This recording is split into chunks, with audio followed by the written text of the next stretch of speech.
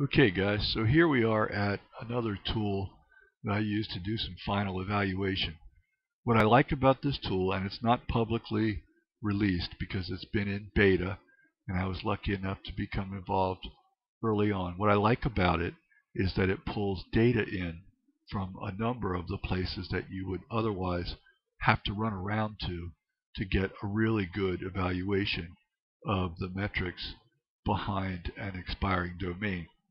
So I'll show you what metrics I rely on, and then you can decide whether or not you want to do the running around to all of these other places. Was that a .com or a .org? It was a .com. Okay. So we're going to analyze this domain.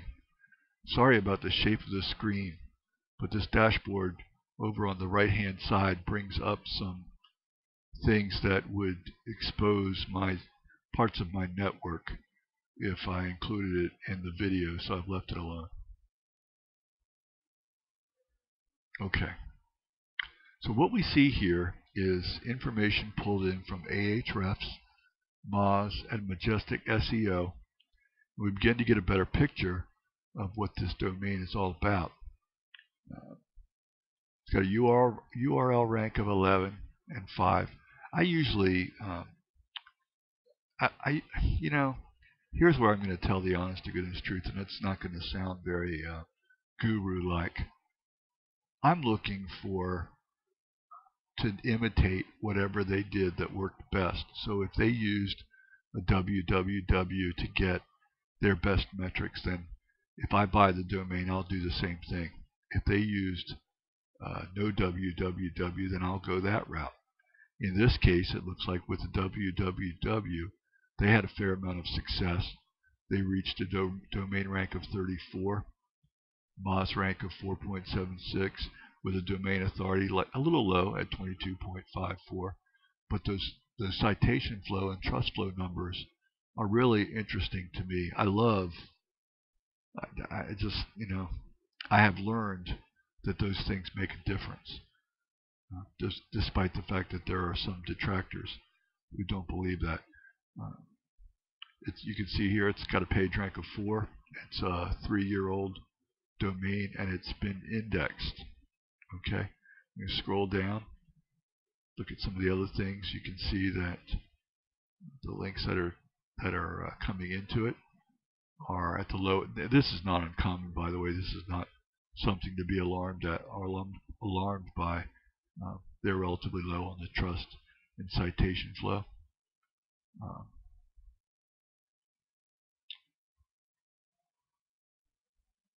Begin to take a look at where some of these things have come from. You've got an embassy homepage, Spain. You can take a look at that. I'm not so sure how well it will fit in this page, but you can look at it and see that it's not terribly junky. It's obviously not somebody that just threw it up to manipulate SEO, which is cool.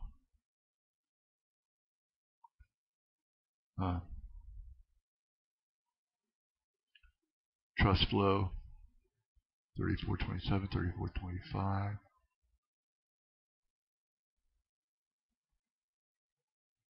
Top 5 pages, home page. Here's another page. There's some sort of an error. I'm not sure what that's all about. Go down here. What I like about this is that for an additional 2 credits, you can really dig into the domain backlinks profile, but I'm not sure that would do anything but add to the length of this video and probably isn't necessary. I think what we do now is we jump back, and I'm not so sure. I think I can drag it into this window. We'll take a look at where that domain is priced right now and get some determination as to whether or not we'd want to even be a bidder. It's possible that the train has left the station, but the train hasn't left the station. I'll drag this in. You can see that there's a bidder at $12. Somebody's outbid them at 17, and so the next bid must be 22 or more. I don't know about you, but I'd be comfortable bidding 22, maybe even up to 27. 30 would probably be my tops because the domain is not not super ideal, but it's fairly attractive. It's got some traffic flow. Is moderate, nothing huge, but you can monetize this, and I'll talk a little bit more about my monetization strategy with PBNs, which is as much defensive as it is offensive. I'll talk about that a little later, but there are things that you can do, especially if the quality of your content is decent, that will make you a few extra bucks on top of what you earn by providing links for others. So anyway, this is the end of the domain shopping phase.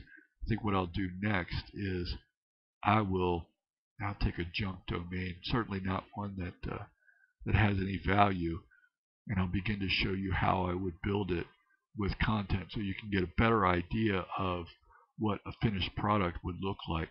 And I actually consider mine, I get to the point where I consider them a finished product before I begin putting links on them. That's sort of like the icing on the cake that I bake sort of tediously before I begin to set out for other people to eat. So we'll talk about that in a little bit.